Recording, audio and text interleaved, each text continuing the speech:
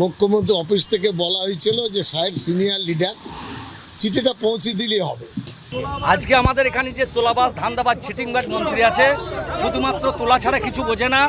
আজকে আমার প্রতি আক্রমণ হয়েছে, কাঁচ ভেঙেছে, দরজা খুলে মারতে চেয়েছে, লাঠি নিয়ে তাড়া করেছে। এরা পুরোপুরিভাবে আহমদ হোসেন শেখ যে ওখানকার 100% তোলাবাজ এবং অসামাজিক এবং গুন্ডাগার্দির পথ সে বেছে নিয়েছে, তার বিরুদ্ধে এবং তার সঙ্গে যে সাঙ্গপাঙ্গ আছে, আমি অভিযোগটা সেখানেই তুলেছি।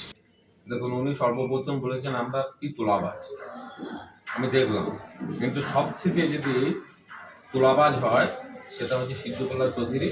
তিনি সব থেকে বড় তোলাবাজ। ওনার ব্ল্যাকমেল, ওনার যে মিথ্যাচার, সব থেকে বড় প্রমাণ আমি যে উনি সাতগেছিয়ায় যে ঘরটি ভাড়া নিয়েছেন, ওনারকে জিজ্ঞেস করুন যে উনি বলছেন আমি 9 বার ওমরা হজ করে এসেছি, ইমানদার লোক। ওনাকে জিজ্ঞেস করুন প্রতি মাসে আমাদের ঘর ব্ল্যাকমেলিং করে 50,000 টাকা করে, তাও তারিখ বলে দিয়েছি 12 তারিখ পার হলে ওনার আবার বিভিন্নভাবে ফোন আসবে। 50,000 টাকা নেন। উনি যখন গ্রাম পঞ্চায়েত ইলেকশনে টিকিট ডিস্ট্রিবিউশনের সময় উনি আমাদের কাছ থেকে 7.5 লক্ষ টাকা নিয়েছেন। 7.5 লক্ষ টাকা? হ্যাঁ, উনি যদি ইমানদার হয়, উনি সত্যটা উনি বলুক। তার প্রমাণস্বরূপ ওনার ভাই রহমতুল্লাহ চৌধুরী জানেন, ওনার নাতি, আমার যে উনি একটা বললেন না, ওনার জন্য একটা ঘর আছে, সেই ঘরে যেখানে বসতেন উনি আসতেন, উনি শুধু তুলা নিতে আসতেন, পয়সা নিতে আসতেন। ওনার ভাইয়ের সামনে 50,000 টাকা বাংলি নিয়ে নিজের পকেটে ঢোকাচ্ছেন। বুঝতে ওনার ভাইকেও বলুন যে সে ইমানদার লোক, সে সত্যটা বলুন। আর ওনার নাতিকে বলুন যে ওখানে আমরা যখন গেছি, আমার ঘর জেমিয়ত যে অফিস, সে অফিসে বসে বসে উনি টাকা দিতেন।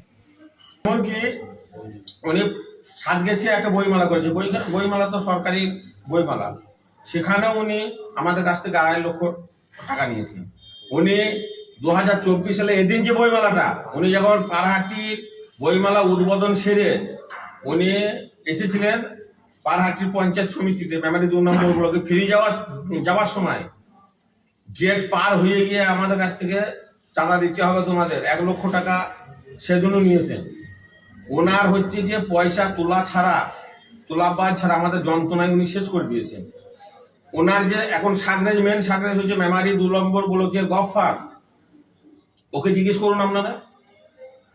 ওনার বাড়ির সামনে একটা টালির ঘর আছে, 2 কাঠা 1 ছটাক জায়গা, সেই জায়গাটা সে গরিব মানুষ বিক্রি করে উনি কিনবেন। আমাকে ওনার হাত দিয়ে বলে পারছেন 10 লক্ষ টাকা পাঠাইতে হবে, দিতে হবে। ওনাকেও বলেছেন, উনি আমাকে নিজে বলেছেন 10 লক্ষ টাকা আমাকে দিতে হবে, যেটা আমরা কিছুই জানি না, এলাকার মানুষও জানে না।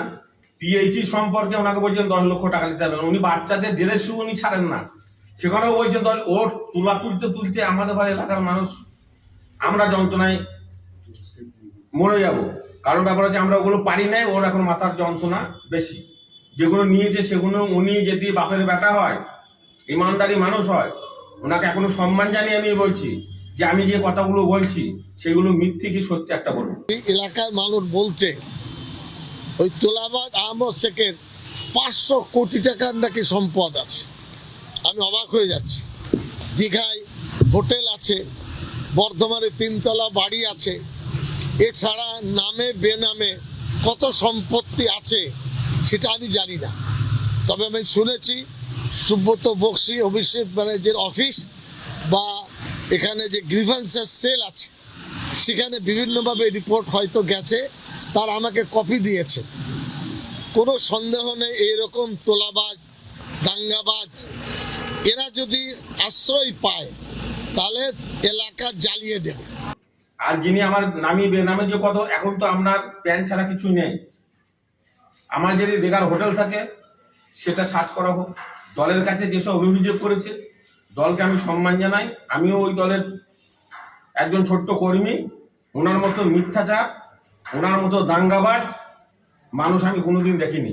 উনি মঙ্গল করে যখন গিয়েছিলেন, সেখানে ডালিম শেখ মার্ডার হওয়ার ওনার ভাই হচ্ছে সেখানকার আসামি, আজও তার প্রমাণ আছে। উনি যে ব্লক না যে বিধানসভায় ঢুকবেন সেখানকার মানুষদের অতিষ্ঠ করে ছাড়বেন, এটা তার নিদর্শন। কারণ আপনারা ক্যামেরায় নিয়ে যান প্রত্যেকটা গ্রামে গ্রামে, প্রত্যেকটা বুথে বুথে যান, যদি এলাকার মানুষ যেটা বলবে সেটাই সত্য, তার প্রমাণ হোক। আমি ওই যে অভিযোগ জানিয়েছেন সেই অভিযোগের সত্যতা যাতাই হোক, দল যা সিদ্ধান্ত নেবে মাথা পেতে মেনে নেবো। ওনার 1% সত্যতা যাচাই এখান থেকে হবে না, কারণ আমরা গ্রামের মানুষ, আমরা চাষবাস করে। কারণ উনি বলেছেন 100 বিঘে সম্পত্তি, আমার নাম হাতকে দেখলেই তো পেয়ে যাবে আমার কত বিঘে সম্পত্তি। এখনকার 100 বিঘে সম্পত্তি কেউ রাখতে পারে? রাখতে পারে? তাহলে কিভাবে বলছে দাদা এগুলো? ও তো মিথ্যাবাদ। ও একটা দেখছেন না, ও এই মন্ত্রসর সম্পত্তি ও তো আসতো না। যেদিন আসতো বাড়ি যেত, মাঝখানে ঘরটায় বসে টাকাটা নিত, সাতগেছি অফিসে টাকা নিত, কলকাতায় ডেকে টাকাটা নিত। উনি জানেন, উনি একটা কথা বলছেন, প্রচন্ড পুলিশের দাপাদাপি, 7 জনকে 8 জন ধরা পড়েছে, বাকি মূল মাথা তারা ধরা পড়েনি। ওর মধ্যে ইসারুল মন্ডল, যে ছাত্র পরিষদের নেতা, সে অঞ্চলের সভাপতি ব্লকের, সে হলো একটা মূল কারিগর এই শয়তানি কাজ করা। এবং এছাড়া ওখানে পিনু মাস্টার আরও যারা আছে তারা জড়িত। এই কারণে আমরা কঠিনভাবে এটা নিয়েছি। আমার বিশ্বাস যে মুখ্যমন্ত্রী, তিনি স্বরাষ্ট্রমন্ত্রী, দলের সর্বোচ্চ পদে আছেন, তিনি সুবিচার করবেন। শান্তিপ্রিয় মানুষ যারা দল করে তাদের মনকে আশ্বস্ত করবেন এবং কঠোর শাস্তি দেবেন, তাহলেই সাধারণ মানুষ তার বুকে একটু বল পাবে। আর উনি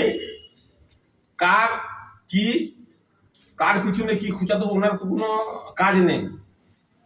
উনি মন্ত্রী, বিধানসভায় পেরিয়ে থেকে বড় বড় ডায়লগ মারছেন, বড় বড় নিজের চেহারাটার দিকে তাকিয়ে দেখুন কতটা সত্যতা। আমাদের ঘৃণা লাগে ওইসব মানুষের প্রতি। মন্তেশ্বরের মানুষ আজকে ওনার পাশে মুখ ফিরিয়ে নিচ্ছেন কেন? ওনার যা তোলা, ওনাকে সত্যি কথা বলতে বলুন। বিএসকে সাধারণ মানুষের চাহিদাই থাকে যে বিএসকে একটা মন্ত্রী, বিএসকে জন্য একটু কাগজ জমা দিতে গেছে কোথাও সার্কিট হাউসে, উনি খাচ্ছেন ডাল, পোস্ত, পটল ভাজা ভাত খাচ্ছেন, মাছ। আমার সব মনে আছে, আমি তার পাশে খাটে বসিয়েছি, কাগজটা সাহেবের কাগজ কটা দিয়েছি। দেখেন, চাহিদা থাকবে একটা বিধায়ক মন্ত্রীকে বলবেন, উনি বলছেন যে 3 লক্ষ করে টাকা নেবো। আমার শুনে মাথা খারাপ। উনি যে বলছেন না, যে শুনে আমার অবাক লাগছে। উনার মতন একটা এরকম মানুষ, ভেস্তারি মানুষ, উনি যে এরকম কথা বলবেন, আমি তার প্রমাণ নিদর্শন অনেক আছে। অনেক ছেলে ছিল, সেগুলোকে বলতে গেলে নিজেদের লজ্জা লাগে। করেছেন সাব ইন্সপেক্টরদের করেছে, আর অনেক। এটা তার রক্তে ঢুকে আছে। এ দলের নেতা হতে পারে না। দল ওকে বহিষ্কার করুক, শাস্তি দিক, জেল পাঠাক। এবং ওর সঙ্গে যারা আছে এরা হলো এলাকার ত্রাস। মানুষের ঘুম আসছে না। এই পুলিশের দাপাদাপিতে মানুষ কয়েকদিন স্বস্তির নিঃশ্বাস নিয়েছে, কান্নাকাটি করছে। মন্তেশ্বরগুলোকে আমি বলবো না, সাধারণ মানুষের। উনি চাকরি কি দেবেন? উনি তো বিক্রি করেন চাকরি, উনি বিক্রি করেন। ওনার দেখুন না, ওনার যে পিএ, ওনার দপ্তরে চাকরি করে ইউনাস, আমাদের এখানকার জামাই। এটা হরি হরি পরিমাণ। উনি নিজের স্বজন পোষণ ছাড়া, নিজের আত্মীয় স্বজন ছাড়া উনি কাজ করেন না। আপনি ঘুরে আসুন সারা মন্তেশ্বরগুলোকে। উনি বলেছেন যে আমি মন্তেশ্বর হসপিটালে 72 লক্ষ টাকা দিয়েছি। 72 লক্ষ টাকা তো দূরের কথা, 19 লক্ষ টাকা দিয়েছেন একটা বিল্ডিং করার জন্য। সারা মন্তেশ্বর বলোকে উনি একটাও কিছু করেন না করেছেন। যদি বলে আমি 1 হাত ড্রেন করেছি, 1 হাত রাস্তা করেছি, যদি বলেন কোনো শ্মশান ঘাট করেছি, কোনো কিছু করেছি, আমি সেগুলো সবই মাথা থেকে নিই। মন্তেশ্বর 90-95% অমুসলিম ভাইদের বাস। আমার সাথে হাওয়া করে কাঁদছেন সামনে, সাহেব আমরা যাব কোথায়, আমাদের কি ভবিষ্যৎ? আমাদের একটু ভরসা রাখুন। মুখ্যমন্ত্রী দায়িত্ব নিয়েছেন, দল দায়িত্ব নিয়েছে, এর প্রতিকার হবে। আমাদের এই বলতো কত পার্সেন্ট সংখ্যালঘু মানুষ? উনি বলছেন অমুসলিম ভাই 95%। উনি জানেনই না কত পার্সেন্ট এখানে। তাহলে উনি বিধানসভা কত পার্সেন্ট আমরা অমুসলিম ভাই বসবাস করি, কত মুসলিম ভাই বসবাস করি, সেটা সম্পর্কে ধারণাই নাই। ওনার তো উনি রাজনীতি করেন না। দেখছেন না যে এখন 21শে জুলাই নিয়ে আমরা বিভিন্নভাবে কর্মীদের নিয়ে মিটিং করছি, আর উনি কার পিছনে কি খুঁজা দেবো ওনার তো কোনো কাজ নেই। উনি মন্ত্রী, বিধানসভায় পেরিয়ে থেকে বড় বড় ডায়লগ মারছেন, বড় বড় নিজের চেহারাটার দিকে তাকিয়ে দেখুন কতটা সত্যতা। আমাদের ঘৃণা লাগে ওইসব মানুষের প্রতি। তার সভাপতি রবি চ্যাটার্জিকে যে আহমদ হোসেন সমাজ বিরোধী ছেলে, তার ব্যাপারে আপনি ব্যবস্থা নিন, আমাকে নিজে বলেছেন। তো তোলাবাজি চলছে বলেননি, তার বক্তব্য হলো যে তোলাবাজি ভয়ঙ্কর, এটা আমাদের নীতি আদর্শ নয়। আমি খবর রাখছি কে বা কারা করছে, করলে তো এমএলএ কে করতে হবে। আমি বলে দিই মিনিস্টারদের করতে হবে, লোকাল সমিতিকে করতে হবে, জেলা পরিষদকে করতে হবে।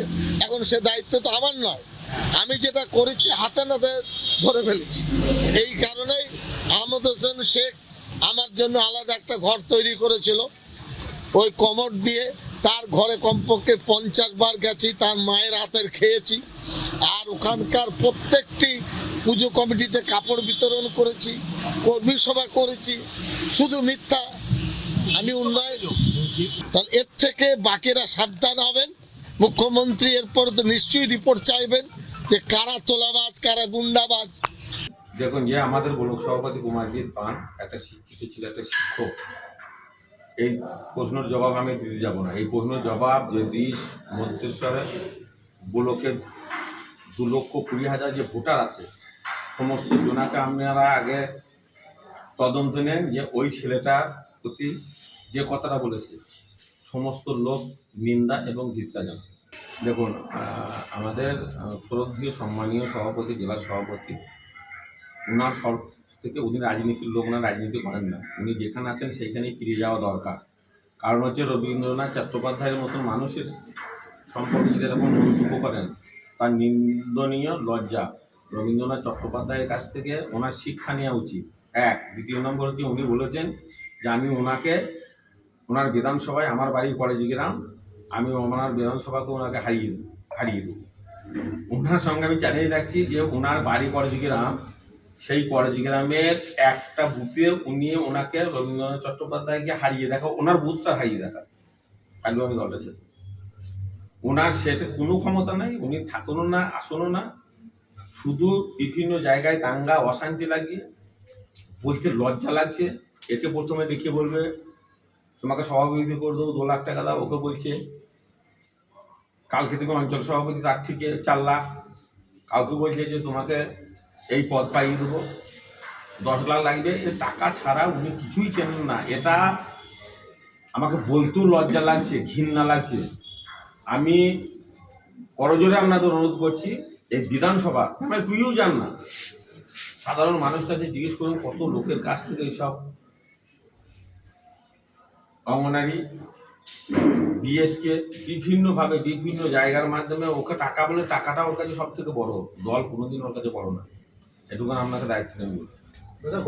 দেখুন, এইসব বিষয়ের ব্যাপারটা হচ্ছে উনি সবসময় মানুষকে ব্ল্যাকমেল করেন। কি আমি মন্ত্রী, আমি ক্যাবিনেট মিনিস্টার, শুধু কথায় কথায় ওটা ভাষণ আছে ক্যাবিনেট মিনিস্টার।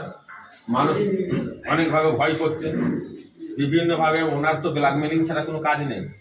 ভয় করতেন অনেক সময়, অনেকজন মানুষ মুখ খুলে নেয়। এখন সারা মন্তেশ্বর বিধানসভার মানুষ ওনার বিরুদ্ধে তৈরি মুখ খোলার জন্য এবং মুখ খুলছেন।